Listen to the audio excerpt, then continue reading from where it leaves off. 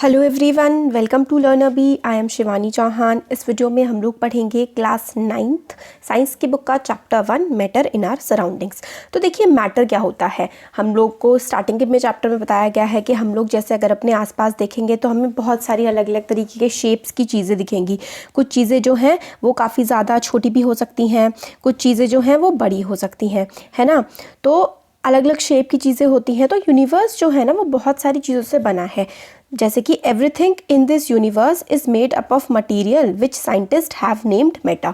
तो मटीरियल जो है, बहुत सारा मटीरियल है हमारे यूनिवर्स में और बहुत सारे मटीरियल से मिल करके सब कुछ बना हुआ है। तो जो सबसे छोटी सी यूनिट आप कह सकते हैं जिससे मिलकर के सारी की सारी चीज़ें बनी हुई हैं, उसको साइंटिस्ट ने मैटर कहा है। जिस हवा में हम लोग सांस लेते हैं, जो खाना हम लोग खाते हैं, चाहे वो पत्थर हो, बादल हो, प्लांट, हर एक चीज़, पानी की बूंद से लेकर के रेत के दाने तक सब कुछ क्या है, मैटर है। और मैटर जो है हम लोग को आसपास दिखता है ना। जो क्या क्या करता है, मैटर जो है वो स्पेस ऑक्यूपाई करता है और उसका मास होता है। मैटर जो है वो एक जगह लेता है, मतलब स्पेस ऑक्यूपाई करता है कि वो जगह लेता है और उसका कोई भार होता है, एक मास होता है ना। तो matter occupy space and have मास। तो हम लोग कह सकते हैं दूसरे शब्दों में कि इसके पास मास और वॉल्यूम दोनों की दोनों होती है, मास एंड वॉल्यूम। अब चैप्टर के देखिए इस पेज के नीचे में हमें यहाँ पर बता रखा है कि जो मास की एसआई यूनिट होती है ना, ये इंटरनेशनल यूनिट्स होती हैं कि भाई मास को हम लोग केजी में नापेंगे। तो मास की यूनिट होती है केजी, ठीक है। और वॉल्यूम जो है उसकी यूनिट होती है क्यूबिक मीटर, यानी कि मीटर क्यूब वॉल्यूम की यूनिट होती है। हम लोग वैसे वॉल्यूम को लीटर में नापते हैं, तो 1 लीटर में 1 डेसीमीटर क्यूब होते हैं, ठीक है। और 1 लीटर में क्या होता है, 1000 मिलीलीटर। तो 1 मिलीलीटर में 1 सेंटीमीटर क्यूब होता है, ठीक है। तो आपको ये याद रखना है बस कि एसआई यूनिट जो है मास की वो केजी होती है और एसआई यूनिट जो है वॉल्यूम की वो मीटर क्यूब वॉल्यूम की एसआई यूनिट होती है, ठीक है। फिर आगे हमें इस चैप्टर में बता रहे हैं कि जो इंडियन फिलोसोफर्स थे हमारे, उन्होंने जो है मैटर को वो 5 पार्ट्स में क्लासिफाई किया था। बेसिक एलिमेंट्स जो है हमारे यूनिवर्स में वो क्या क्या है, पंच तत्व, air, earth, fire, sky and air. ये पंच तत्व हमारे इंडिया के फिलोसोफर्स ने कहा था और इनके अकॉर्डिंग हर चीज़, चाहे वो लिविंग है चाहे वो नॉन लिविंग है, इन्हीं 5 बेसिक एलिमेंट से बनी हुई है, air, earth, fire, sky and water. इसी तरीके से जो एंशिएंट ग्रीक के भी जो फिलोसोफर्स थे ग्रीस में, उन्होंने भी इसी तरीके के एलिमेंट्स 5 बताए थे। उनके अकॉर्डिंग भी हर चीज़ जो है इन्हीं की चीज़ों की बनी थी। मगर जो मॉडर्न डे के साइंटिस्ट हैं वो ये मानते हैं कि हम लोग मैटर को 2 तरीके से क्लासिफाई कर सकते हैं, ठीक है। टाइप्स ऑफ क्लासिफिकेशन कैसे कैसे हो सकती हैं मैटर की, based on their physical nature and chemical nature. तो उन लोगों ने क्या कहा है कि मैटर को फिजिकल और केमिकल नेचर के पे क्लासिफाई करो। ये वाला जो चैप्टर है इसमें हम लोग मैटर की फिजिकल क्लासिफिकेशन देखेंगे और आगे आने वाले चैप्टर्स में हम लोग मैटर की केमिकल क्लासिफिकेशन देखेंगे। तो फिजिकल नेचर ऑफ मैटर, इसमें क्या बताया गया है, फिजिकल नेचर। देखिए फिजिकल केमिकल का क्या अंतर है, मतलब होता है आपको ऐसे समझिए जैसे कि आप जो दिख रहे हैं, है ना, आपकी जो बॉडी दिख रही है आपको, ये क्या है, ये तो फिजिकल है। और आपकी बॉडी के अंदर क्या चल रहा है, बहुत सारे रिएक्शंस चल रहे हैं ना, बहुत कुछ चल रहा है, तो वो सब कुछ केमिकल होता है। जो चीज़ बाहर दिखती है वो फिजिकल होती है और जो अंदर उसके चल रहा होता है वो केमिकल होता है, ठीक है। तो फिजिकल नेचर कैसा है मैटर का, तो matter is made up of particles. Matter जो है वो पार्टिकल्स से मिलकर के बनी हुई है। तो ये वाला जो है इसमें बताया गया है कि बहुत समय से ये मतलब दिक्कतें चल रही थी कि मैटर 2 किस चीज़ से बनी हुई है, मैटर कंटीन्यूअस है या फिर पार्टिकुलेट है। मतलब मैटर की जो सारी चीज़ें हैं वो आपस में ऐसे ऐसे करके जुड़ी हुई हैं या फिर बहुत छोटे छोटे पार्टिकल्स मिले हैं और वो मिल करके पार्टिकल्स अपने आप में अलग हैं मगर वो एक साथ जुड़ गए हैं और मैटर फॉर्म हुई है, या फिर अलग अलग पार्टिकल्स नहीं है, सिर्फ एक ही कंटिन्यूस चीज़ है। तो ऐसा क्या है, तो हम लोगों को एक्टिविटीज़ वगैरह जब हम करते हैं, ये एक्टिविटी है कि आप पहले पानी लीजिए जिसमें बहुत सारे ऑब्वियसली वाटर के मॉलिक्यूल्स होंगे, उसमें आप लोग सॉल्ट ऐड कर दीजिए, उसको मिलाइए, तो सॉल्ट और वाटर का आपको एक सोल्यूशन मिल जाएगा। तो आप पानी में, अगर पानी कंटिन्यूस होता, उसमें कोई स्पेस ही नहीं होती, जगह ही नहीं होती, तो नमक कैसे मिलता। तो इससे हमें समझ में आता है कि मैटर जो है is made up of particles, matter is made up of particles, ठीक है। इससे हमें ये समझ में आता है। अब नेक्स्ट पॉइंट है how small are these particles of matter. अब हमें ये समझ में आ गया कि मैटर पार्टिकल से बनी है, बट हमें ये कैसे समझ आएगा कि मैटर के जो ये पार्टिकल्स हैं ये कितने छोटे हैं कितने बड़े हैं, ये चीज़ भी अब हमें समझनी है। तो आपकी बुक में एक और एक्टिविटी दे रखी है 1.2, इसमें पोटेशियम परमैंगनेट लेना है आपको, ठीक है। तो इसमें आप 2 से 3 क्रिस्टल लेने पोटेशियम परमैंगनेट के और उसको 100 ml के वाटर में आपको डिसॉल्व कर देना है, ठीक है। आपने 100 ml वाटर में 2 से 3 पार्टिकल्स डिसॉल्व कर दिए। अब आप इसमें से 10 ml पानी को इसमें से निकालिए और फिर एक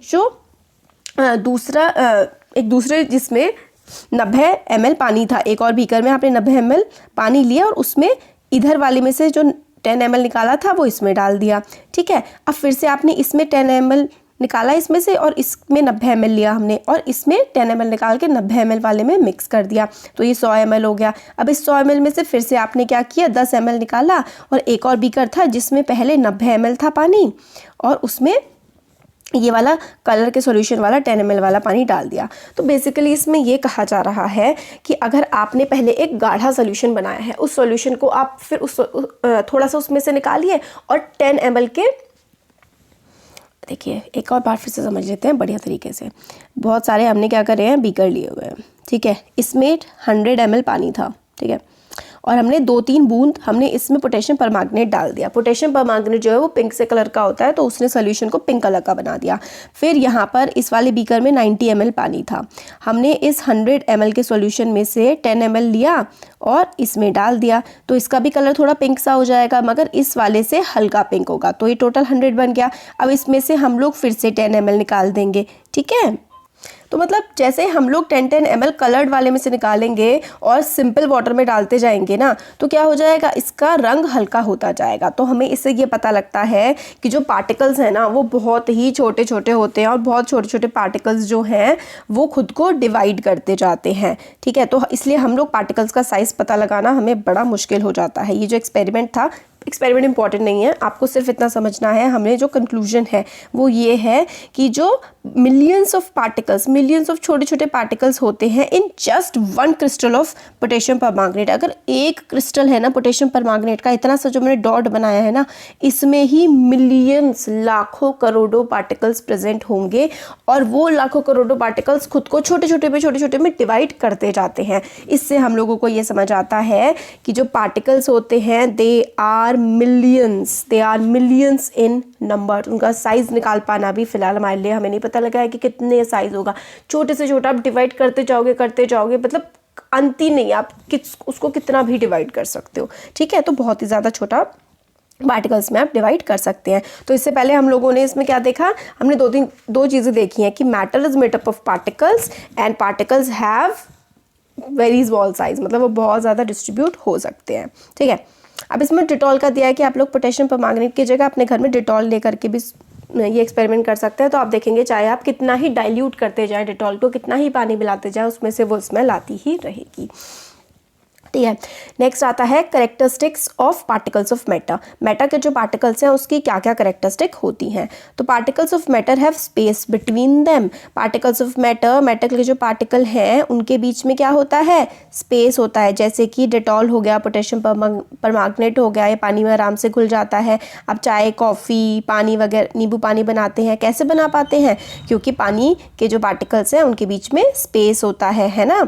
ये पार्टिकल्स जो हैं, particles of one type of matter get into the spaces between the particles of the other। मतलब जैसे पानी है, ये पानी है सपोज करो, इसके पार्टिकल्स के बीच में स्पेस होगा, तभी तो जो चीनी है इन स्पेसेस के बीच में आकर के मिल जाती है। ये इससे हमें पता लगता है that there is enough space between particles of matter. तो कैरेक्टरिस्टिक क्या हो गया, पहला कैरेक्टरिस्टिक हो गया पार्टिकल ऑफ मैटर का, that particle of matter have space between them, ठीक है। अब दूसरा कैरेक्टरिस्टिक देख लेते हैं, particles of matter are continuously moving. तो मैटर के जो पार्टिकल्स हैं वो लगातार मूव करते रहते हैं। अब ये क्या है, तो एक एक्टिविटी दे रखी है कि आप कमरे के एक कोने में इंटेंस स्टिक जो होता है, इंसेंस स्टिक इसका मतलब होता है धूपबत्ती, आप लगाइए, आप देखेंगे कि वो मूव करते करते उसके पार्टिकल्स क्या करेंगे, वो पूरे कमरे में खुशबू कर देंगे। नेक्स्ट एक्टिविटी में हमें बताया गया है कि हम लोग अगर एक बीकर लें, ठीक है, एक बीकर में हमने पानी भर दिया और उसमें हम लोग क्या डालेंगे, इंक, यहाँ के इंक की बूंद हम यहाँ पे रख के चले जाए तो हम देखेंगे कि वो इंक की बूंद मूव करती रहेगी, है ना, पूरे पानी को नीला बना देगी। या फिर हम लोग हनी डाल दें तो हनी भी मूव करता रहेगा। तो इससे हमें क्या पता लगा कि पार्टिकल्स जो होते हैं मैटर के वो मूव करते रहते हैं कंटिन्यूसली। ये वाला भी यही है कि अगर हम लोग कॉपर सल्फेट या फिर पोटेशियम परमैंगनेट को हम लोग एक हॉट वाटर के ग्लास में डालेंगे और एक तो हमने गर्म पानी में डाल दिया पोटेशियम परमैंगनेट और एक हमने ठंडे पानी में डाल दिया, तो हम लोगों को ये पता लगेगा कि जो रेट ऑफ मिक्सिंग होती है ना, जो गर्म पानी था उसमें कोई भी चीज़ जल्दी घुल जाती है। आप पानी गर्म करिए फिर चीनी घोलिए, फटाफट घुल जाएगी, और ठंडे पानी में लेट में घुलती है। तो इससे हम लोगों को ये पता लगता है कि जो पार्टिकल ऑफ मैटर होता है वो तो कंटिन्यूसली मूव करता है, मगर देखिए particles of matter are continuously moving. Matter का पार्टिकल कंटिन्यूसली मूव करता रहता है, दैट इज उनके पास क्या होती है, काइनेटिक एनर्जी। जो भी चीज़ मूव करती है ना उसके पास क्या हमें पता लगता है, कोई भी चीज़ अगर मूव कर रही है, कोई भी चीज़ चल रही है तो उस चीज़ में काइनेटिक एनर्जी होती है। और जैसे जैसे हम लोग टेम्परेचर को बढ़ाते जाते हैं ना तो पार्टिकल्स और भी ज़्यादा फास्टली मूव करने लगते हैं। As the temperature rises, temperature जैसे बढ़ता जाता है पार्टिकल्स तेज़ी से मूव करने लगते हैं। तो एक हमारे पास बन गया with the increase in temperature kinetic energy of particles increases. मतलब अगर आप टेम्परेचर बढ़ाएंगे तो पार्टिकल्स जो है वो ज़्यादा जल्दी से मूव करने लगेंगे। ये चीज़ बहुत इंपॉर्टेंट है, ये चीज़ आपको बहुत ज़्यादा हेल्प करेगी आगे की क्लासेस में भी और इसमें भी, ठीक है। तो ये जो 3 एक्टिविटीज़ हमने देखी इसमें हम लोगों ने ऑब्जर्व किया कि पार्टिकल्स जो होते हैं वो इंटरमिक्स हो जाते हैं on their own with each other. मतलब अगर हम लोग चीनी को पानी में ऐसे ही छोड़ देंगे ना तो वो खुद ब खुद घुल जाएगी। मतलब 2 मैटर के जो पार्टिकल्स हैं वो आपस में आराम से मिक्स हो जाते हैं। They do so by getting into the spaces between the particles, ठीक है। तो एक जो है मैटर उसके बीच में स्पेस होता है तो दूसरी वाली मैटर उसके स्पेस के बीच में घुस जाती है। दिस इंटरमिक्सिंग, और ये जो इंटरमिक्सिंग होती है ना पार्टिकल्स की of two different type of matter on their own is called diffusion.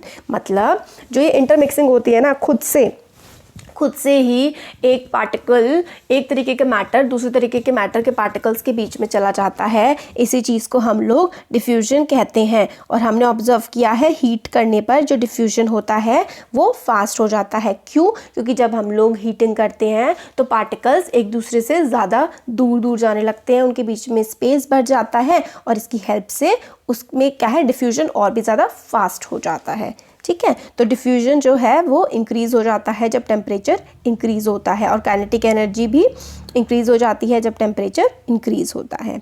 Third point आता है, पहले हमने कैरेक्टरिस्टिक्स ऑफ पार्टिकल में क्या क्या देखा कि particles of matter have space between them. Second है particles of matter are continuously moving. Third property है particles of matter attract each other. मतलब जो मैटर के पार्टिकल्स हैं वो एक दूसरे को अट्रैक्ट करते हैं। जैसे कि इसमें एग्जाम्पल दिया हुआ है एक्टिविटी में कि अब अगर हम एक दूसरे के हाथ पकड़ लेंगे तो हम लोग क्या है, एक दूसरे से अट्रैक्ट हो जाएंगे। जैसे हम लोग कस के हाथ पकड़ेंगे तो छोड़ना मुश्किल होगा, अगर हम लोग सिर्फ उंगली एक दूसरे की टच करेंगे तो छोड़ना हम एक दूसरे को ईजी हो जाएगा, है ना। फिर एक सेकेंड एक्टिविटी है कि अगर हम लोग एक लोहे की आयरन नेल, लोहे की कील लें या एक चौक का पीस ले या फिर एक रबर बैंड लें और इसको हम लोग काट दें, हैमर कर दें, मतलब किसी तरीके से हम लोग खींच दें, तो हमें कैसे पता लगेगा ये कि किसकी फोर्स एक दूसरे के प्रति ज़्यादा है और किसकी कम है। तो मतलब ज़्यादा अट्रैक्ट किसने कर रखा होगा, आयरन के नेल ने, है ना। लोहे की कील को तोड़ना मुश्किल होता है, चौक का जो पीस है वो तो आसानी से टूट जाता है और रबर बैंड भी थोड़ा कम देर से टूटेगा अगर वो अच्छा वाला होगा, है ना। तो जो जल्दी ब्रेक हो जाएगा उसका क्या होगा, फोर्स ऑफ अट्रैक्शन कम होगा, और जो लेट में टूटेगा उसका फोर्स ऑफ अट्रैक्शन ज़्यादा होगा, है ना। तो अब ये है कि पानी लेना है हमें कंटेनर में और हमें क्या करना, important container, try cutting the surface of water with your finger. मतलब आप एक बाल्टी में पानी लीजिए और अपनी उंगली डाल दीजिए, तो क्या आपकी उंगली पानी को रोक पाती है एक जगह से दूसरे जगह जाने में? नहीं रोक पाती ना। तो इसलिए हमें यही समझ आता है कि जो फोर्स ऑफ अट्रैक्शन है ना वो ज़्यादा है उनके बीच में, ताकि वो आराम से बह पा रहा है। तो इससे 3 एक्टिविटीज़ से हमें समझ में आता है कि पार्टिकल्स जो होते हैं मैटर के have force acting on them. Matter के जो पार्टिकल्स हैं ना उन पर एक फोर्स लग रही है, मैटर के पार्टिकल्स पे फोर्स लग रही है और ये फोर्स उनको साथ रखती है। The strength of this force of attraction varies from one kind of matter to other. देखो फोर्स तो हर मैटर का पार्टिकल एक एक मैटर का पार्टिकल दूसरे मैटर के पार्टिकल पे फोर्स तो लगाता है, मगर ये जो फोर्स की स्ट्रेंथ है ना, ये काफ़ी ज़्यादा वेरी करती है। मतलब जैसे हमने आयरन के नेल का एग्जांपल लिया, कील के अंदर जो पार्टिकल्स हैं उनका फोर्स ऑफ अट्रैक्शन क्या है, बड़ा स्ट्रॉन्ग है, और चौक का क्या है, कंपैरेटिवली वीक है ना। तो हर मैटर का जो फोर्स ऑफ अट्रैक्शन होता है वो डिफरेंट होता है। तो हम लोगों ने इसका जो पार्ट 1 है ना, 4 पार्ट में मैक्सिमम ये चैप्टर कवर हो जाएगा, और इसके बाद ये जो क्वेश्चंस है ना, सारे के सारे क्वेश्चन आंसर्स की मैं वीडियो बनाऊंगी। तो अगर आपको वीडियो अच्छा लगा है तो ज़रूर लाइक करिएगा, चैनल को सब्सक्राइब ज़रूर करिएगा, अपने फ्रेंड्स के साथ शेयर करिए। ये वाले जो जैसे चैप्टर कंप्लीट हो जाएगा मैं सारे के सारे क्वेश्चन आंसर्स कर दूँगी। जैसे कि इसमें मैटर बताना है कौन कौन से हैं, अगर आप लोग अब पता है आप लोग इजीली आंसर कर सकते हैं, आपने चैप्टर पढ़ लिया है ना, तो इन क्वेश्चंस के आंसर्स आप खुद ट्राई करिएगा करने के, ठीक है। Thank you. बाकी मैं चैप्टर का क्वेश्चन आंसर्स का वीडियो तो बनाऊंगी लास्ट में। Thank you. Hello everyone, welcome to लर्नरबी। I am Shivani Chauhan. इस वीडियो में हम लोग देखेंगे क्लास 9th साइंस की बुक के chapter 1 matter in our surrounding जो है उसका पार्ट 2। इससे पहले हम लोग पार्ट 1 देख चुके हैं, ठीक है। तो हम लोग का जो पार्ट 2 है उसमें हम लोग देखेंगे स्टेट्स ऑफ मैटर के बारे में।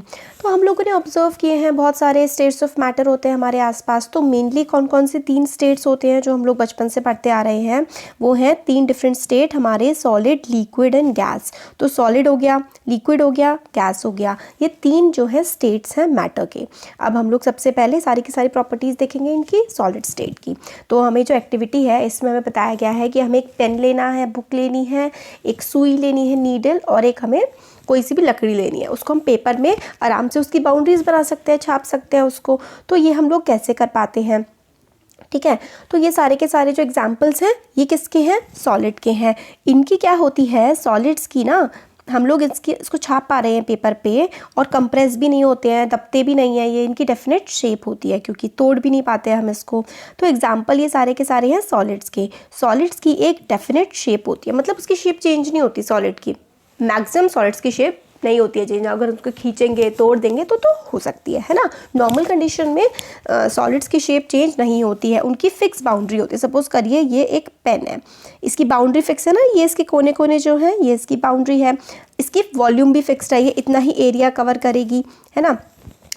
तो जो सॉलिड्स होते हैं उनकी डेफिनेट शेप होती है, डेफिनेट बाउंड्री होती है, और वॉल्यूम भी इनकी फिक्स्ड होती है। नेग्लिजिबल कंप्रेसिबिलिटी होती है। कंप्रेस होने का मतलब होता है दब जाना। आपके हाथ में भी अगर कोई बुक है, पेन है, आप उसको दबा के देखिए, नहीं दबता है, और बहुत तेज़ दबाएंगे तो शायद टूट जाएगा। तो कंप्रेसिबिलिटी, दबते भी कम है। और सॉलिड्स जो होते हैं ना उनकी टेंडेंसी होती है कि वो अपनी शेप को मेंटेन करें, ठीक है,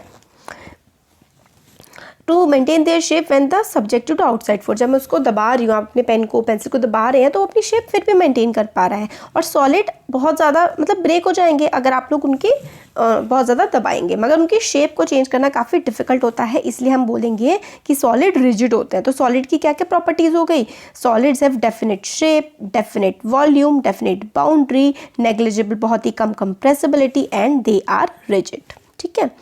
अब हम लोगों को वही एग्जांपल कंसिडर करने हैं कि रबर बैंड को आप खींचिए तो आप शेप चेंज कर देंगे, और जो शुगर है, सॉल्ट है, उनके अगर आप लोग डब्बे में भरेंगे तो पार्टिकल्स के बीच में स्पेस रह जाएगा। स्पॉन्ज होता है ना जो दब जाता है, ये सब किसके एग्जाम्पल है, सॉलिड के एग्जाम्पल है। मगर फिर भी क्या है, अलग अलग बिहेवियर ये शो कर रहे हैं। रबर बैंड अपनी शेप को चेंज कर रहा है, अगर आप फोर्स लगा रहे हैं, खींच रहे हैं, मगर उसके बाद अगर आप उसे छोड़ देंगे तो अपनी वापस शेप में आ जाएगा, है ना। और जो क्रिस्टल्स होते हैं, दाने होते हैं शुगर के और नमक के, वो हम लोग whenever we take it or मतलब हाथ में लेंगे या फिर प्लेट में रखेंगे तो मतलब वो अपनी शेप तो नहीं ना वो चेंज करते हैं, भले ही वो एक जगह पर रख जाएंगे तो वो एक डेफिनेट शेप के हो जाएंगे, मगर क्या वो अपनी शेप चेंज कर रहे हैं, नहीं कर रहे हैं। स्पॉन्ज भी आपने दबाया, ठीक है, तो वो दब गया, बट आप उसे छोड़ देंगे तो वो ऊपर फूल के वापस आ जाएगा। तो अगर आप फोर्स अप्लाई कर रहे हैं तो उसकी शेप पे मतलब डिफरेंस आ सकता है, चेंज आ सकते हैं, वरना सॉलिड की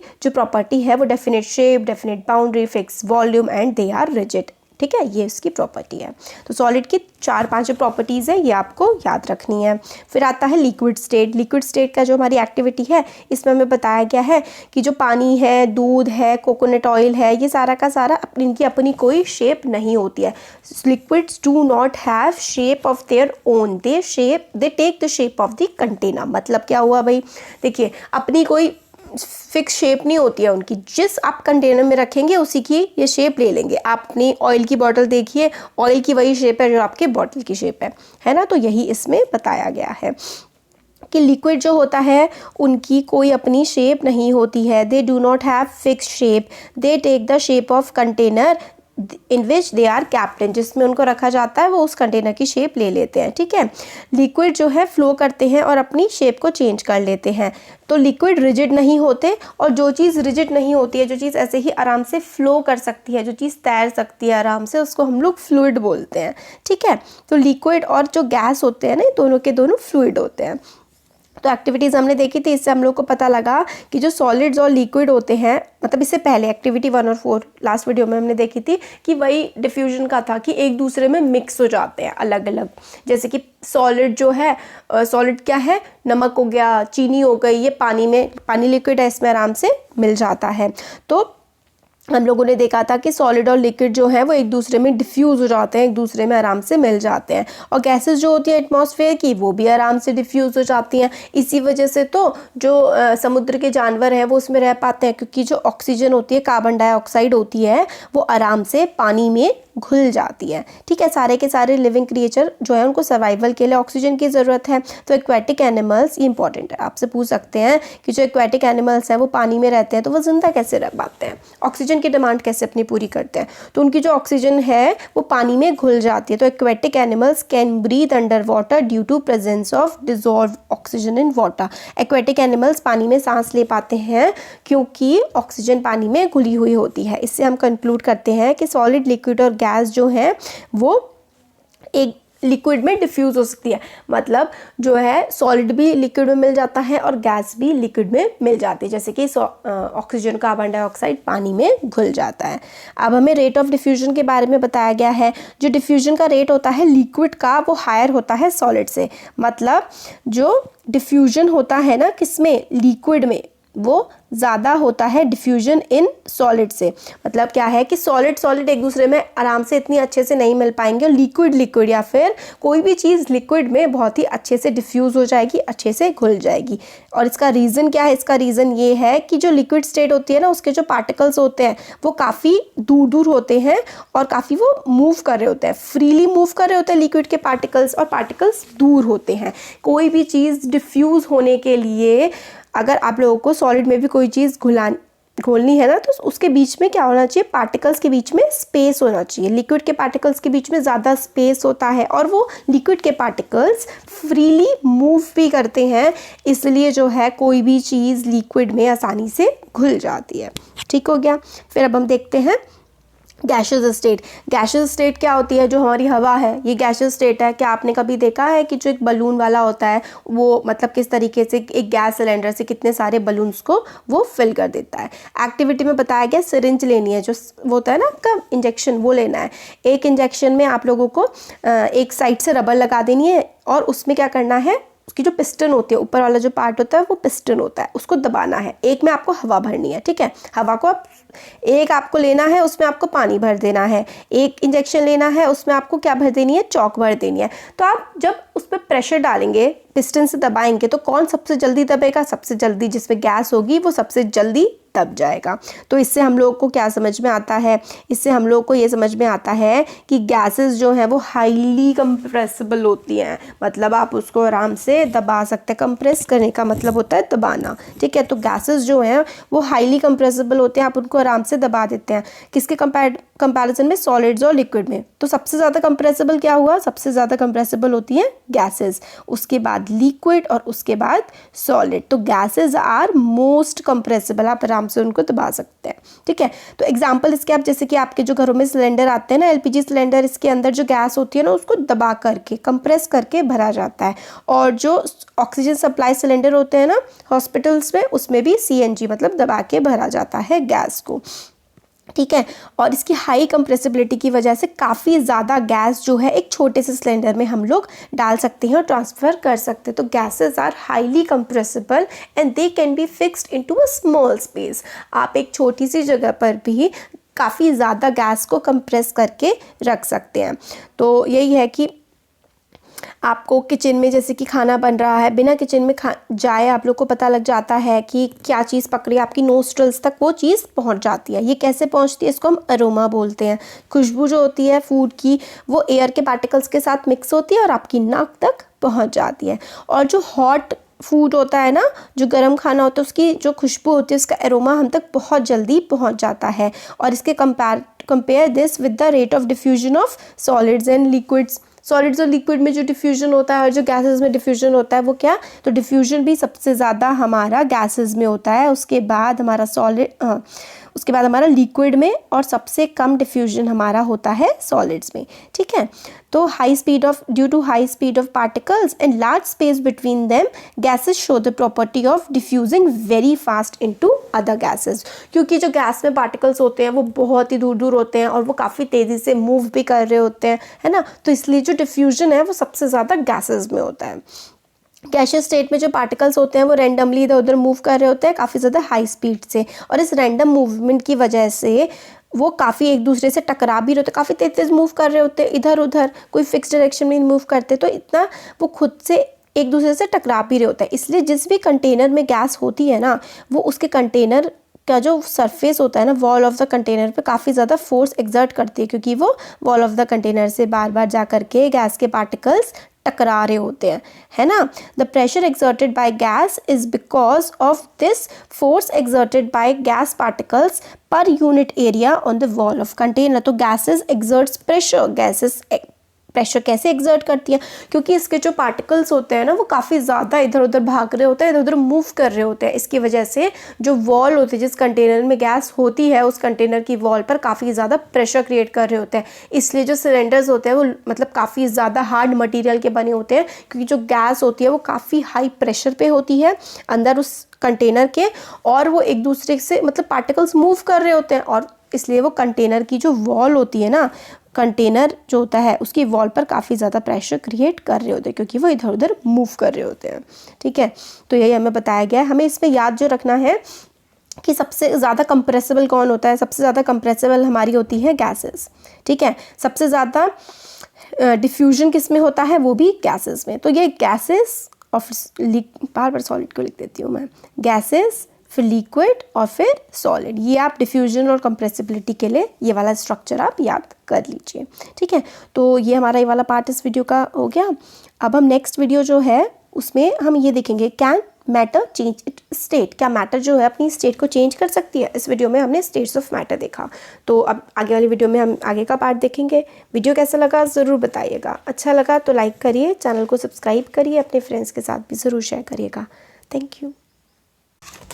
hello everyone, welcome to learner be extra. I am Shivani Chauhan. इस वीडियो में हम लोग देखेंगे क्लास 9th साइंस की बुक का chapter 1 matter in our surrounding का पार्ट 3। से पहले हम लोग आगे का चैप्टर देख चुके हैं। इस वीडियो में हम लोग देखेंगे can matter change it's state. हम लोगों ने इससे पहले वाली वीडियो में देखा था कि मैटर के जो फॉर्म्स होते हैं सॉलिड, लिक्विड एंड गैस, अब क्या एक फॉर्म दूसरे फॉर्म में कन्वर्ट हो सकता है, मतलब क्या सॉलिड जो है जैसे कि आइस होता है, वाटर की सॉलिड फॉर्म आइस होती है, लिक्विड फॉर्म वाटर होती है और गैशियस फॉर्म वाटर वेपर होती है। तो इससे तो हम लोगों को समझ में आ जाता है ना कि जो मैटर है वो अपनी फॉर्म को चेंज कर सकता है।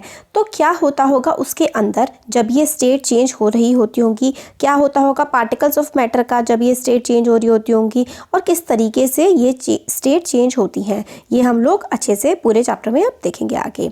तो effect of change of temperature, मतलब जब टेम्परेचर चेंज होता है तो किस तरीके से इफेक्ट होता है मैटर पर। तो हम लोगों का बहुत सिंपल सा एग्जांपल है कि हम लोगों ने आइस ली है, आइस को हम लोगों ने एक बीकर में ले लिया, उसके नीचे से हमने आग जला दी, तो हम लोग क्या देखेंगे, थर्मोमीटर में टेम्परेचर मेजर करेंगे तो टेम्परेचर बढ़ता जाएगा गर्मी की वजह से। तो पहले आइस थी, आइस से वो वाटर में कन्वर्ट हो गई और वाटर से वो वाटर वेपर में कन्वर्ट हो जाएगी, है ना, ऐसा ही तो होता है। तो पहले में कन्वर्जन ऑफ आइस वाटर, ठीक है, आइस से पहले आप टेम्परेचर बढ़ाते रहेंगे, आग जलाएंगे तो बर्फ़ से पहले पानी बनेगा, फिर और टेम्परेचर बढ़ाते रहेंगे तो पानी से क्या बन जाएगा, पानी से वाटर वेपर, है ना, भाप बन जाएगी। ठीक है, तो ये हमारी इसमें था। अब तो हमें आगे इसमें बताते हैं कि जैसे जैसे हम लोग टेम्परेचर बढ़ाते जाते हैं ना सॉलिड्स का, सॉलिड है या लिक्विड है, गैस है, जो भी है, अगर हम लोग उसका टेम्परेचर बढ़ाते जाते हैं तो काइनेटिक एनर्जी जो होती है ना पार्टिकल्स की, वो इंक्रीज़ होती है। तो इंपॉर्टेंट चीज़ क्या याद रखनी है, टेम्परेचर जब हमारा बढ़ता है तो काइनेटिक एनर्जी होती है एनर्जी जिसकी वजह से हम लोग मूव करते हैं, मूवमेंट की वजह से जो एनर्जी होती है वो काइनेटिक एनर्जी होती है, ठीक है। तो जैसे जैसे टेम्परेचर बढ़ता है तो काइनेटिक एनर्जी जो होती है ना पार्टिकल्स के बीच में वो भी बढ़ने लगती है और इंक्रीज़ होती है काइनेटिक एनर्जी, तो पार्टिकल्स जो हैं वो हिलना शुरू कर देते हैं ग्रेटर स्पीड से। मतलब टेम्परेचर बढ़ा, काइनेटिक एनर्जी बढ़ी, काइनेटिक एनर्जी बढ़ी तो जो पार्टिकल्स होते हैं ना वो काफ़ी तेज़ वाइब्रेट करना स्टार्ट कर देते हैं। और energy supplied by heat overcomes the force of attraction between the particles. फिर अगर उसको और ज़्यादा हीट प्रोवाइड करते रहेंगे, टेम्परेचर बढ़ाते रहेंगे, तो जो पार्टिकल्स पास थे वो एक दूसरे से मतलब दूर जाने लगेंगे क्योंकि उनका फोर्स ऑफ अट्रैक्शन ब्रेक होने लगेगा। किसकी वजह से, टेम्परेचर की वजह से, है ना। फिर उसके बाद क्या होगा, particle leave their fix position and start moving freely. Particles जो है वो जब उनको हीट प्रोवाइड होगी, काइनेटिक एनर्जी बढ़ेगी, एक दूसरे से दूर जाएंगे तो अपनी जगह छोड़ करके फ्रीली इधर उधर मूव करना शुरू कर देते हैं। और एक ऐसी स्टेज आ जाएगी जब सॉलिड जो है वो पिघल करके मेल्ट होकर के लिक्विड बन जाएगा। और the minimum temperature at which solid melts to become liquid at atmospheric pressure is called melting point. तो मेल्टिंग पॉइंट क्या होता है, तो ऐसा लीस्ट टेम्परेचर, ठीक है, टेम्परेचर जब सॉलिड लिक्विड में कन्वर्ट होने लगे एटमॉस्फेरिक प्रेशर पे, मतलब एटमॉस्फेयर का प्रेशर वही रहे, बस हम लोग टेम्परेचर बढ़ाने लगेंगे तो सॉलिड जो है लिक्विड में मेल्ट हो जाएगा। तो जिस पॉइंट पर वो सॉलिड से लिक्विड बनेगा उस पॉइंट को हम लोग मेल्टिंग पॉइंट कहते हैं। तो melting point of a solid is a indication of the strength of force of attraction between its particles. तो जितना ज़्यादा मेल्टिंग पॉइंट होगा उतना ही ज़्यादा फोर्स ऑफ अट्रैक्शन ज़्यादा होगा, है ना। कम मेल्टिंग पॉइंट होगा तो फोर्स ऑफ अट्रैक्शन कम होगा, ये बताता है। मेल्टिंग पॉइंट आइस का होता है 273 डिग्री केल्विन, ठीक है, या फिर हम लोग 0 डिग्री सेल्सियस बोल सकते हैं क्योंकि 0 डिग्री सेल्सियस किसके इक्वल होता है, 273.15 केल्विन। मगर हम 0.15 को कैलकुलेशन करने के लिए ना इसको हटा देते हैं, तो 0 degree is equals to 273 kelvin, ठीक है। केल्विन जो है वो एसआई यूनिट होती है टेम्परेचर की, स्टैंडर्ड जो यूनिट होती है ना टेम्परेचर की वो केल्विन होती है, ठीक है। तो हम लोगों ने ये देख लिया। फिर मतलब ये है कि अगर हम लोग हीट प्रोवाइड करेंगे तो पार्टिकल्स में काइनेटिक एनर्जी बढ़ेगी, टेम्परेचर बढ़ेगा, काइनेटिक एनर्जी बढ़ेगी, पार्टिकल्स ज़्यादा वाइब्रेट होने लगेंगे, ज़्यादा स्पीड पे पार्टिकल्स वाइब्रेट करेंगे और एनर्जी हम लोग उसको अगर सप्लाई करेंगे by heat overcomes the force of attraction. मतलब पार्टिकल्स के बीच में जो फोर्स ऑफ अट्रैक्शन होती है ना, जितनी हम लोग हीट प्रोवाइड करते हैं वो फोर्स ऑफ अट्रैक्शन टूटती जाती है, कम होती जाती है और पार्टिकल्स फ्रीली मूव करने लगते हैं, ठीक है। फिर आगे बताते हैं कि process of melting that is change of solid state into liquid is known as fusion. तो मेल्टिंग का जो प्रोसेस होता है ना, process of melting that is change of solid state into liquid state is called fusion.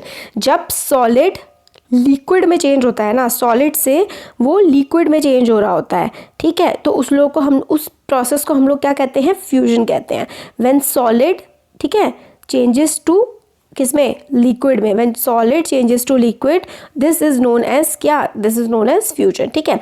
When solid melts its temperature remains the same, so where does the heat go. अगर जब solid melt हो रहा होता है तो heat जो है हम लोग कितना भी उसको गर्म करते रहे, टेम्परेचर उस सिस्टम का वही बना रहता है। तो क्या होता है, जैसे कि सपोज करिए आप ना बर्फ़ है आपके पास, ठीक है, और आप नीचे से उसको बर्नर से मतलब आपने जला रखा, एक आपने बर्तन में बर्फ़ रखी हुई है और नीचे से आपने गैस जलाई हुई है और जो आइस है ना वो मेल्ट होके क्या कर रही है, मेल्ट होकर के वो लिक्विड में कन्वर्ट हो रही है। मगर जब वो मेल्ट हो रही होती है तो सिस्टम का टेम्परेचर बढ़ रहा होता है। बट एक पॉइंट जब आता है कि जब वो बिल्कुल मेल्ट होने वाली होती है ना, तो कुछ टाइम तक टेम्परेचर बिल्कुल भी नहीं बढ़ता है, टेम्परेचर वही का वही रहता है। तो भाई वो जो हम हीट दे रहे हैं नीचे से, वो हीट कहाँ जा रही है, तो देखिए वो हीट जो है ना वो बॉन्ड्स को तोड़ने के काम आती है। जो सॉलिड में जो फोर्स ऑफ अट्रैक्शन होता है ना बॉन्ड्स के बीच में, उसको तोड़ने के काम वो जाती है। मगर हम लोग को लगता है कि वो हीट कहीं छुप गई है, इसलिए हम उसको लेटेंट हीट बोलते हैं। अब देखिए, अब इसमें समझते हैं पढ़ के। तो आपने ऑब्जर्व किया होगा एक्सपेरिमेंट जब आप मेल्टिंग कर रहे होते हैं कि टेम्परेचर जो होता है सिस्टम का वो चेंज नहीं होता है जब मेल्टिंग पॉइंट उसका पहुंच जाता है, जब तक आइस पूरी ना मेल्ट हो जाए। ऐसा इसलिए होता है मतलब जबकि हम लोग बीकर में आग जलाए जा रहे हैं, मगर मेल्टिंग पॉइंट अगर एक बार रीच हो गया है उसके बाद टेम्परेचर में कोई बदलाव आता ही नहीं है, चाहे हम लोग हीट सप्लाई करते रहे। और ये हीट जो है वो कहाँ जाती है, used up in changing the overcoming the force of attraction between particles. तो ये जो हीट है, सिस्टम का टेम्परेचर नहीं बढ़ता है बिल्कुल भी, चाहे हम हीट सप्लाई करते रहे, तो वो हीट जाती है फोर्स ऑफ अट्रैक्शन जो होता है ना पार्टिकल के बीच में, उसको ब्रेक करने में। ये बहुत इंपॉर्टेंट चीज़ है कि लेटेंट हीट कहाँ जाती है, तो पार्टिकल्स के बीच के फोर्स ऑफ अट्रैक्शन को ब्रेक करने के लिए वो हीट, एक्स्ट्रा हीट जो हमें कहीं दिख नहीं रही होती है, टेम्परेचर नहीं बढ़ रहा होता सिस्टम का, वो हीट जो है ना फोर्स ऑफ अट्रैक्शन को ब्रेक कर रही होती है पार्टिकल्स के। तो as this heat energy is absorbed by ice without showing any rise in the temperature, this is considered that it gets hidden in the content of the beaker and is known as latent heat। और क्योंकि हम लोगों को temperature बढ़ता हुआ नहीं दिख रहा होता है, हमें लगता है जैसे कि वो जो हीट थी वो कहीं बीकर में छुप गई है, इसीलिए उस हीट को हम लोग क्या कहते हैं, लेटेंट हीट। लेटेंट का मतलब होता है हिडन या फिर छुपा हुआ, ठीक है। Amount of heat energy that is required to change. अब इसकी डेफिनेशन क्या होती है लेटेंट हीट की, latent heat of fusion. Fusion का मतलब क्या होता है, फ्यूजन का मतलब होता है, आप बताइए कमेंट सेक्शन में अगर आपको आ गया है तो अब भी पॉज करके वीडियो, ठीक है। तो amount of heat energy that is required to change 1 kg of solid into liquid. Fusion का मतलब होता है सॉलिड से लिक्विड में चेंज होना, ठीक हो क्या। सॉलिड से लिक्विड में जो चेंज होता है उसको हम लोग फ्यूजन कहते हैं। तो अमाउंट ऑफ हीट एनर्जी, जितनी हीट एनर्जी की ज़रूरत होती है 1 किलो सॉलिड को हम लोगों को लिक्विड में चेंज करने में eight atmospheric pressure, at its melting point, अपने मेल्टिंग पॉइंट पर एटमॉस्फेरिक प्रेशर पर 1 kg सॉलिड को जब हमें लिक्विड में चेंज करना होता है, जितनी एनर्जी रिक्वायर्ड होती है ना, उसको ही हम लेटेंट हीट ऑफ फ्यूजन कहते हैं, ठीक है।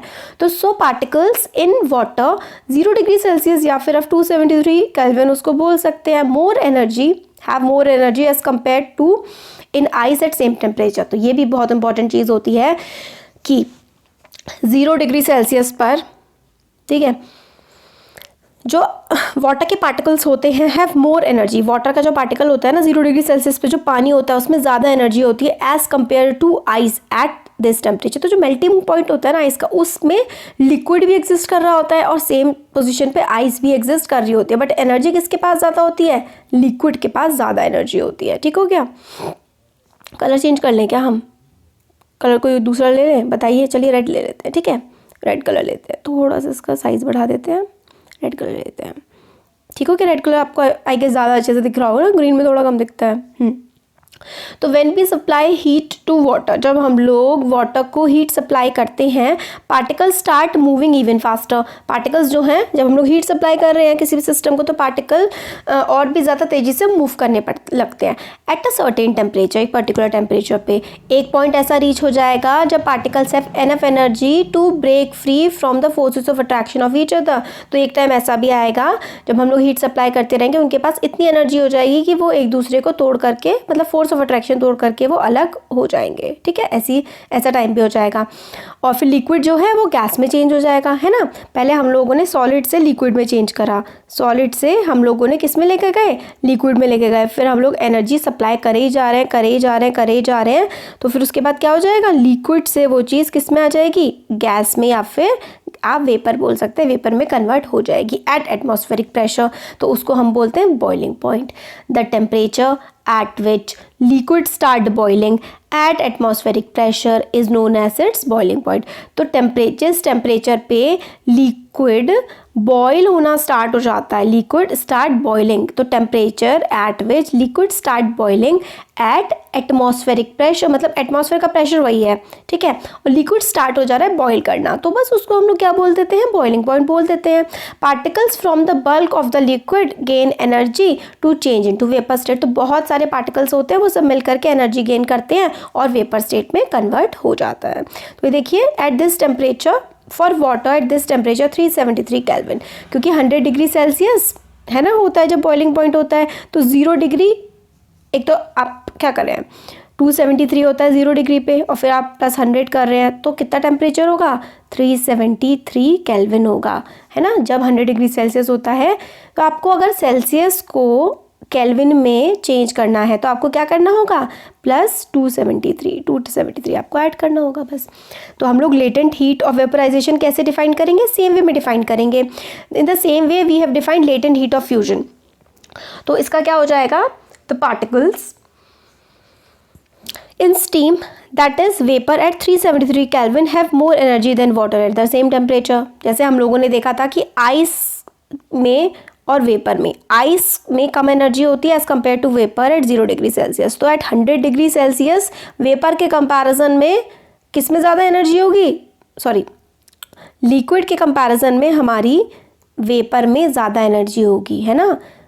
तो at 100 degree Celsius vapour have more energy as compare to liquid, क्योंकि उसकी जो बॉन्ड को ब्रेक करने वाली एनर्जी प्रेजेंट होती है उसमें, लेटेंट हीट ऑफ फ्यूजन वाली। तो ये जो एक्स्ट्रा एनर्जी होती है इसी को ही हम लोग लेटेंट हीट ऑफ वेपराइजेशन बोलते हैं। उसमें फ्यूजन था क्योंकि सॉलिड से लिक्विड में आ रहा था, लिक्विड से वेपर में जा रहा है तो लेटेंट हीट ऑफ वेपराइजेशन है। ये भी अच्छा है, सॉलिड से आप हीट दीजिए लिक्विड बन जाएगा, लिक्विड को आप ठंडा कर दोगे तो सॉलिड बन जाएगा, लिक्विड को हीट करोगे तो गैस बन जाएगा, गैस को ठंडा करोगे तो लिक्विड बन जाएगा। तो हम लोग इन्फर करते हैं कि स्टेट ऑफ मैटर आराम से एक से दूसरे में चेंज हो सकती है अगर हम लोग टेम्परेचर चेंज करें। हम लोगों ने ये भी सीखा कि सब्सटेंस जो होते हैं around us change state from solid to liquid and from liquid to gas on the application of heat. जब हम लोग हीट अप्लाई करते हैं तो सॉलिड से लिक्विड में और लिक्विड से सॉलिड में चेंज हो जाती है, ठीक है। But there are some that changes directly from solid state to gaseous state. But कई बार क्या होता है कि डायरेक्ट सॉलिड से गैस में चेंज हो जाता है या फिर and vice versa without changing to the liquid state. मतलब ऐसा भी हो सकता है कि सॉलिड से डायरेक्ट क्या हो जाए, गैस में हो जाए, लिक्विड ना आए, और गैस से डायरेक्ट सॉलिड हो जाए, है ना, ऐसा भी होता है। तो इसके हम एग्जांपल देखते हैं अब। कैम्फर यानी कि कपूर, कपूर को जब आप हीट करेंगे ना तो कपूर क्या होता है, सॉलिड होता है ना। अगर आप उसको हीट करेंगे तो वो डायरेक्ट वेपर बन जाता है। तो ये क्या हो गया, मतलब सॉलिड से वेपर बन गया बिना लिक्विड बने, है ना।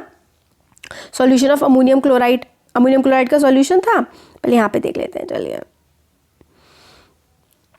तो इसमें यही था कि change of directly from solid to gas without changing into liquid state is called sublimation. तो इसको हम सब्लिमेशन बोलते हैं। मतलब क्या होता है कि हम लोग, सॉलिड था हमारे पास, जैसे कि कैम्फर का एग्जांपल है, सॉलिड को हमने गर्मी प्रोवाइड करी तो डायरेक्ट के डायरेक्ट वो गैस में कन्वर्ट हो गया। इस प्रोसेस को हम लोग सब्लिमेशन बोलते हैं। सब्लिमेशन कैसे आप समझ सकते हैं कि लिक्विड सब्ट्रैक्ट हो गया, है ना, क्योंकि लिक्विड बना ही नहीं, सॉलिड से डायरेक्ट गैस बन गया, लिक्विड सब्ट्रैक्ट हो गया। तो हमने उस प्रोसेस को क्या बोल दिया, हमने बोल दिया कि भाई ये तो सब्लिमेशन हो रहा है, ठीक है। और एक और बनता है, ठीक है, सब्लिमेशन हो गया। And the direct change of gas to solid without changing to liquid is called deposition. मतलब आप डायरेक्ट गैस में चेंज कर दें, मतलब गैस थी, ठीक है, गैस से आप लिक्विड में नहीं चेंज करा और आपने डायरेक्ट किस में चेंज कर दिया, सॉलिड में चेंज कर दिया, तो उस चीज़ को हम लोग क्या बोलते हैं, डिपोजिशन, उस प्रोसेस का नाम होता है। जैसे सब्लिमेशन होता है कि सॉलिड से डायरेक्टली गैस, सॉलिड से डायरेक्टली गैस तो सब्लिमेशन, और गैस से डायरेक्टली सॉलिड तो डिपोजिशन। ये हो गया। अब effect of change of pressure, pressure change होता है तो किस तरीके से चीज़ों पे इफेक्ट पड़ता है। जैसे टेम्परेचर का इफेक्ट देख लिया हमने, है ना।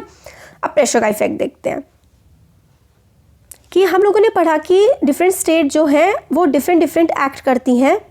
State of matter is due to difference in the distance between the constituent particle. अलग अलग स्टेट जो होती है मैटर की वो अलग अलग क्यों होती हैं, क्योंकि उनके जो कॉन्स्टिट्यूएंट पार्टिकल्स होते हैं वो काफ़ी अलग अलग होते हैं। जैसे कि कॉन्स्टिट्यूएंट पार्टिकल क्या होगा, सॉलिड में पार्टिकल्स पास होते हैं इसलिए वो सॉलिड होता है, लिक्विड में थोड़े दूर होते हैं, गैसेस में काफ़ी दूर होते हैं, है ना। तो कॉन्स्टिट्यूएंट पार्टिकल अलग अलग होते हैं तो इसलिए उनका जो बिहेवियर होता है वो अलग अलग होता है। तो what will happen when we start putting pressure and compress a gas. अगर हम लोग प्रेशर डालने लगे और किसी गैस को कंप्रेस कर दें, कंप्रेस करने का मतलब होता है हम किसी गैस को दबा दें, तो क्या होगा, आप लोग जो सिलेंडर का इस्तेमाल करते हैं, वो जो सिलेंडर होते हैं आप किस तरीके से वो होते हैं, यूज़ होते हैं, बहुत ज़्यादा हाई प्रेशर पे हम लोग सिलेंडर में गैस को भरते हैं। Will the particles come closer, अगर हम लोग बहुत ही ज़्यादा प्रेशर पे किसी भी सिलेंडर को रखेंगे तो क्या पार्टिकल्स क्लोज आ जाएंगे।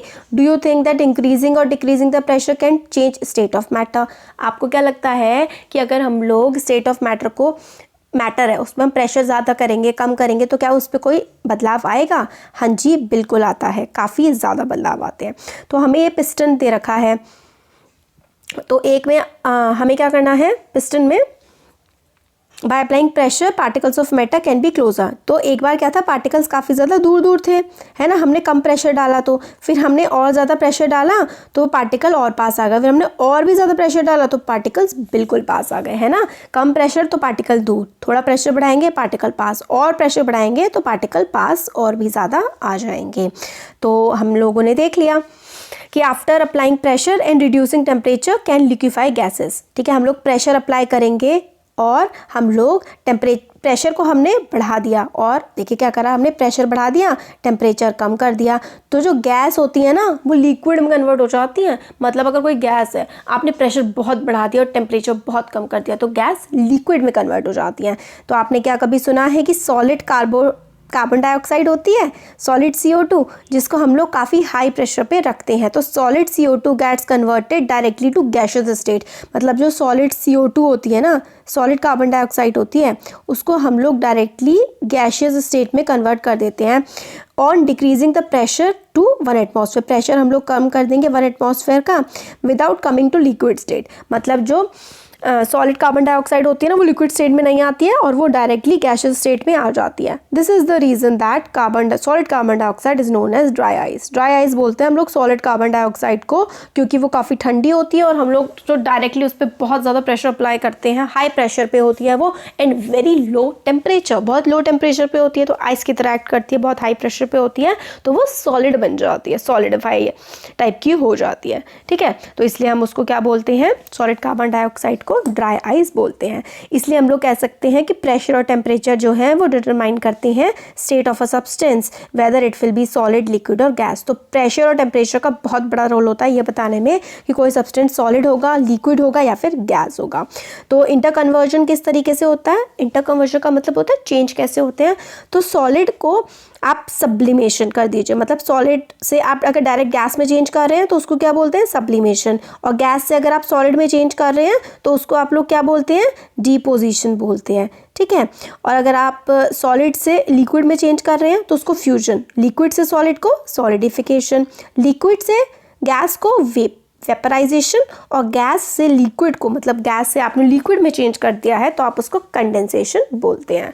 तो इस वीडियो में हम लोग इतना ही देख रहे हैं। नेक्स्ट वीडियो में हम लोग वो पूरा इवेपोरेशन वाला कवर करेंगे पार्ट, और फिर हमारा चैप्टर कंप्लीट हो जाएगा। फिर जब चैप्टर कंप्लीट हो जाएगा तो हम लोग जो इसके इंटरनल इंटेक्स क्वेश्चंस हैं और एक्सरसाइज वो पूरा का पूरा कंप्लीट करेंगे, तो फिर हमारा सब कुछ कवर हो जाएगा इस चैप्टर में, फिर हमारा कुछ नहीं बचेगा। वीडियो कैसा लगा ज़रूर बताइएगा, और चैनल को सब्सक्राइब ज़रूर करिए। नया चैनल है, आप लोग के सपोर्ट की बहुत ज़रूरत है। जितना ज़्यादा आप लोग शेयर करेंगे, अपने फ्रेंड्स के साथ सब्सक्राइब करेंगे, उतना ही मुझे मोटिवेशन मिलेगा कि मैं और वीडियोज़ बनाऊँ। Thank you. Hello everyone, welcome to learn अभी extra. I am Shivani Chauhan. इस वीडियो में हम लोग देखेंगे क्लास 9th साइंस की बुक का chapter 1 matter in our surroundings का पार्ट 4। तो इससे पहले 3 पार्ट में पूरा का काफ़ी सारा चैप्टर कवर हो चुका है। फाइनल पार्ट है इवेपोरेशन इसमें। इसके बाद हम लोग जो वीडियो लेके आएंगे उसमें हम इसके सारे के सारे क्वेश्चन आंसर्स, इंटेक्स और एक्सरसाइजेस कवर कर लेंगे। तो इवेपोरेशन क्या होता है, भाप बन के उड़ जाना, पानी का भाप बन के उड़ जाना इवेपोरेशन होता है।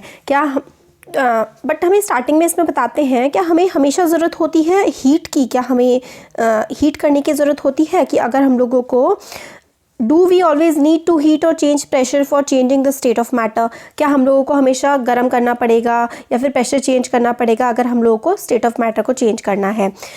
Can you quote some example from everyday life where change of state from liquid to vapour takes place. क्या आप लोग बता सकते हैं डेली के एग्जाम्पल जिसमें लिक्विड से वेपर में चीज़ कन्वर्ट हो रही है ना, बिना बॉइलिंग पॉइंट पे पहुंचे, क्योंकि इवेपोरेशन बॉइलिंग पॉइंट पे तो होता ही है, वेपराइजेशन बोलते हैं, बट इवेपोरेशन हर टेम्परेचर पे होता रहता है। जैसे कि हम लोगों ने देखा है कि हम लोग अपने कपड़े सुखाते हैं तो उसमें से पानी भाप बन के उड़ जाता है, या फिर अगर पानी ऐसे ही फर्श पर पड़ा रह जाए तो भी वो उड़ जाता है। तो ये सब चीज़ें कैसे होती हैं, तो हम लोग जानते हैं कि particles of matter are always moving and are never at rest. हम लोग क्या जानते हैं कि पार्टिकल्स जो होते हैं मैटर के, वो हमेशा मूव कर रहे होते हैं, हमेशा चलते रहते हैं और कभी भी वो रेस्ट पे नहीं आते हैं। एट अ गिवन टेम्परेचर, एक पर्टिकुलर टेम्परेचर पे गैस, लिक्विड, सॉलिड जो होते हैं, there are particles with different amount of kinetic energy. तो अगर कोई गैसियस स्टेट में है तो उसकी काइनेटिक एनर्जी अलग होगी, लिक्विड स्टेट में अलग होगी, और सॉलिड स्टेट में जो पार्टिकल की काइनेटिक एनर्जी होती है वो अलग होती है। ठीक है, लिक्विड के केसेस में, लिक्विड अगर कोई है, पानी है सपोज करिए, तो small fraction of particles at surface having higher kinetic energy is able to break away from the forces of attraction of other particles and get converted into vapour. क्या मतलब है इसका? तो लिक्विड का अगर हम एग्जांपल लें तो काफ़ी कम ही पार्टिकल्स होते हैं जो कि सरफेस पे होते हैं, जिनमें इतनी काइनेटिक एनर्जी होती है कि वो फोर्स ऑफ अट्रैक्शन ब्रेक कर पाए बाकी पार्टिकल से और वो ऊपर उड़ पाए। इस फिनोमिना, ये जो होता है कि लिक्विड जो है वो वेपर में चेंज हो जाता है बिना बॉइलिंग पॉइंट पर पहुंचे, मतलब बॉइलिंग पॉइंट पर नहीं पहुंच रहा है लिक्विड, बट वो फिर भी वेपर में चेंज हो जा रहा है। इस प्रोसेस को हम लोग इवेपोरेशन कहते हैं। क्या हो गया, देखिए ऐसा है, आपने सपोज करिए ग्लास में पानी भरा, कटोरी में पानी भरा, उस कटोरी में ना हर समय इवेपोरेशन हो रहा है, क्योंकि क्या होता है कि जब जो पार्टिकल सरफेस पे होते हैं ना, सबसे ऊपर होते हैं, उनके पास काइनेटिक एनर्जी भले ही कम हो, बट इतनी काइनेटिक एनर्जी वो डेवलप कर लेते हैं कि वो जो उनके बॉन्ड्स बने हुए हैं ना दूसरे पार्टिकल्स के साथ, वो ब्रेक कर दें और ऊपर की तरफ उड़ जाए। ठीक है, तो phenomena of change of liquid, liquid जो है वो वेपर में चेंज होता है किसी भी पर्टिकुलर टेम्परेचर पे बिलो इट्स बॉइलिंग पॉइंट, मतलब अपने बॉइलिंग पॉइंट से पे नहीं पहुंच रहा, इतना गर्म नहीं हो रहा है कि वो बॉइलिंग पॉइंट पे पहुंच रहा है, फिर भी जो सरफेस वाले जो पार्टिकल्स हैं ना वो फोर्स ऑफ अट्रैक्शन ब्रेक कर रहे हैं और उड़ रहे हैं। इसी प्रोसेस को हम कहते हैं इवेपोरेशन। अब कौन कौन से फैक्टर्स जो हैं वो इवेपोरेशन को, मतलब किस किस फैक्टर की वजह से इवेपोरेशन होता है, तो बहुत इंपॉर्टेंट है ये वाली चीज़, वेरी इंपॉर्टेंट। ठीक है, तो you may have observed that the rate of evaporation increases. Rate of evaporation किस किस से इंक्रीज होता है? Increase in surface area. जितना ज़्यादा सरफेस एरिया होगा उतना ज़्यादा इवेपोरेशन होगा। आप एक छोटे से छोटे मुँह के बर्तन में आप पानी रख दीजिए, मटके में, उसमें से इवेपोरेशन कम होगा, और अगर आप एक बड़े से थाल में पानी रख दीजिए उसमें से रेट ऑफ इवेपोरेशन ज़्यादा होगा। ठीक है, we know that evaporation is a surface phenomena. Evaporation surface phenomena होता है। अगर सरफेस एरिया बढ़ा देंगे तो रेट ऑफ इवेपोरेशन भी बढ़ जाएगा। जैसे इसलिए हमें कहते हैं कि जो कपड़े हम सुखाते हैं वो फैला करके सुखाते हैं, उसको ऐसे बिल्कुल पास पास करके नहीं, अच्छे से कपड़े को खोलते हैं, फैलाते हैं, फिर सुखाते हैं ताकि वो जल्दी सूख जाए। फिर दूसरा पॉइंट क्या आता है जो इफेक्ट करता है एवेपोरेशन को? पहला था सरफेस एरिया, दूसरा है इंक्रीज इन टेम्परेचर। भाई जितनी ज़्यादा गर्मी होगी उतना ज़्यादा जल्दी से हमारे कपड़े सूखेंगे। क्यों? क्योंकि काइनेटिक एनर्जी जो है ज़्यादा हो जाएगी पार्टिकल्स में। जितना ज़्यादा टेम्परेचर होता है उतनी ज़्यादा काइनेटिक एनर्जी होती है और वो जल्दी इवेपोरेट हो जाता है। डिक्रीज इन ह्यूमिडिटी, ह्यूमिडिटी होती है नमी। Humidity is the amount of water vapour present in air. हवा में जो नमी होती है ना उसको हम लोग ह्यूमिडिटी कहते हैं। अब देखिए क्या है कि आपके ग्लास में 1 लीटर अगर पानी आ सकता है तो आप 1 लीटर से ज़्यादा पानी डालेंगे तो आएगा ही नहीं, बिखर जाएगा, है ना। ऐसे ही गैस जो हमारी हवा है ना उसमें भी वाटर होल्डिंग अपनी एक कैपेसिटी होती है, उससे ज़्यादा उसमें पानी नहीं आ सकता। ह्यूमिडिटी जो होती है वो हवा की नमी होती है। अगर हवा में पहले से ही नमी है और अगर और भी ज़्यादा उसमें पानी हम भेजने की कोशिश करें तो वो मना कर देगी हवा कि मैं ले ही नहीं रही। तो अगर ह्यूमिडिटी ज़्यादा है, हवा में नमी ज़्यादा है, तो इवेपोरेशन नहीं होगा। जितनी ज़्यादा ह्यूमिडिटी होगी rate of evaporation decreases. Rate of evaporation humidity से कम हो जाता है। ठीक है, नेक्स्ट आता है increase in the wind speed. जितनी ज़्यादा तेज़ हवाएं चलेंगी आपको पता है उतनी जल्दी कपड़ा सूख जाएगा। तो विंड स्पीड जितनी ज़्यादा होगी उतना ज़्यादा कपड़ा या कोई भी चीज़ है इवेपोरेशन इंक्रीज होगा। तो evaporation increases with wind speed, temperature and surface area. Surface area ज़्यादा होगा, टेम्परेचर ज़्यादा होगा, विंड स्पीड ज़्यादा होगी तो इवेपोरेशन ज़्यादा होगा। बट अगर ह्यूमिडिटी भी ज़्यादा होगी ना, अगर ह्यूमिडिटी ज़्यादा होगी तो इवेपोरेशन, मतलब ह्यूमिडिटी अगर बढ़ रही है तो इवेपोरेशन कम हो जाता है। ठीक है, ऐसा ही होता है। नेक्स्ट पार्ट आता है how does evaporation cause cooling. Evaporation से कूलिंग कैसे होती है? तो अब देखिए how does evaporation cause cooling. तो इन एन ओपन वेसल, मतलब एक ओपन वेसल है, खुला हुआ बर्तन है, liquid keeps on evaporating. Liquid जो है हमेशा इवेपोरेशन होता ही रहता है। Particles of liquid absorb energy from the surrounding to regain the energy loss during evaporation. अब जो पार्टिकल था लिक्विड का वो एनर्जी एब्जॉर्ब कर लेता है सराउंडिंग से, वो एनर्जी उसने जो इवेपोरेशन में लूज कर दी थी आसपास से वो एनर्जी दोबारा से एब्जॉर्ब कर लेता है। This absorption of energy from the surroundings makes the surrounding cold. अब देखिए क्या हुआ आपका सरफेस था, उसमें से इवेपोरेशन हो रहा है, इवेपोरेशन हुआ तो एनर्जी क्या हो गई, रिलीज हो गई। आसपास की जो एनर्जी थी वो उस फिर सरफेस पे आ जाएगी जहाँ से इवेपोरेशन हुआ था। मगर अगर आसपास की एनर्जी सरफेस पे आ जाएगी तो आसपास का सरफेस क्या हो जाएगा, ठंडा हो जाएगा। बस इतना सा तो है कि particles of liquid absorb energy, जो लिक्विड के पार्टिकल थे absorb energy from the surrounding to regain the energy loss during evaporation. Evaporation के टाइम पर जो एनर्जी लॉस हुई थी उसको आसपास से वो दोबारा ले लेते हैं। मगर फिर आसपास से एनर्जी ले ली दोबारा तो सराउंडिंग क्या हो जाती है, कोल्ड हो जाती है। इससे हमें क्या पता लगा कि इवेपोरेशन की वजह से क्या होता है, कूलिंग होती है।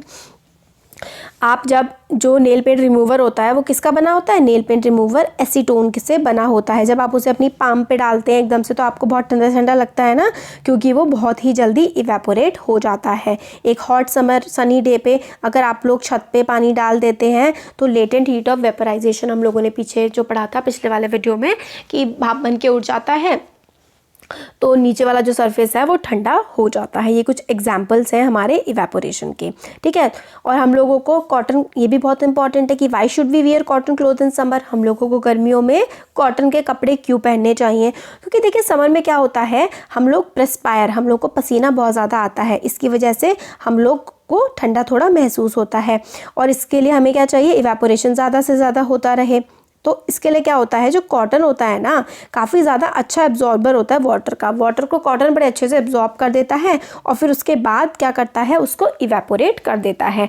तो particles at the surface of liquid वही गेन एनर्जी करते हैं सराउंडिंग से और हमारी बॉडी जो है वेपर में कन्वर्ट हो जाती है। जो हम लोगों ने पढ़ा, बॉडी का जो स्वेट है वो वेपर में कन्वर्ट हो जाता है।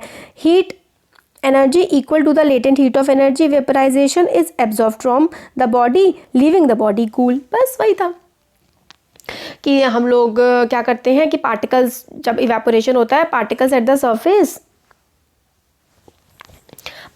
सरफेस ऑफ लिक्विड, लिक्विड के सरफेस पे जो पार्टिकल्स होते हैं अपने आसपास से एनर्जी को गेन कर लेते हैं और body surface and change to vapour, energy ले लेते हैं और वेपर में वो चेंज हो जाता है। फिर क्या करता है, फिर लेटेंट आसपास की जो एनर्जी होती है वो हम लोग फिर वो सरफेस खींच लेता है और खुद क्या हो जाता है, ठंडा हो जाता है।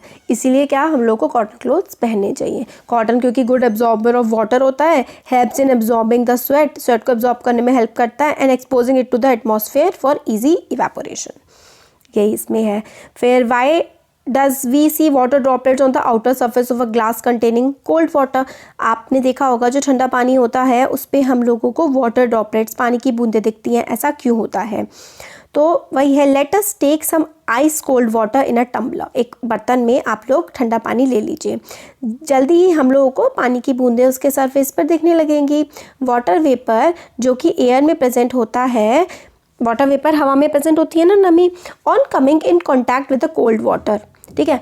बाहर हवा की नमी जब कोल्ड वाटर से मिलती है, कॉन्टैक्ट में आती है, loses energy and gets converted to liquid state which we see as water droplets. तो ये आपको याद करना है बिल्कुल। On coming in contact with cold water, ठीक है। वाटर वेपर जो कि हवा में होती हैं, जब वो ठंडा पानी जो कि ग्लास में होता है उसके कांटेक्ट में आती है ना, तो उनकी एनर्जी लूज हो जाती है वाटर वेपर की, और वो किस में कन्वर्ट हो जाती है, लिक्विड में। मतलब एटमॉस्फेयर में तो वाटर वेपर में थी, अपनी एनर्जी खो देती हैं जब वो ठंडे पानी के कांटेक्ट में आती हैं, और वो किस में कन्वर्ट हो जाती हैं, लिक्विड में, और वो हम लोगों को पानी की बूंदों की तरह, वाटर वेपर की तरह दिखती हैं। तो क्या होता है इसमें, एटमॉस्फेयर के वाटर वेपर जब ठंडे पानी के कांटेक्ट में आती हैं अपनी एनर्जी लूज कर देती हैं और हमें वाटर ड्रॉपलेट की फॉर्म में दिख जाती हैं। और हम लोगों को समर में कॉटन के क्लोथ्स क्यों पहनने चाहिए, क्योंकि कॉटन बीइंग का गुड एब्जॉर्बर, ठीक है, कॉटन जो होता है ना काफ़ी अच्छा एब्जॉर्बर होता है, काफ़ी अच्छे से वो पानी वाटर को एब्जॉर्ब कर लेता है, helps in absorbing the sweat को अपने में खींच लेता है and exposing it to the atmosphere for easy evaporation, अपने में सोख लेता है वो, ठीक है।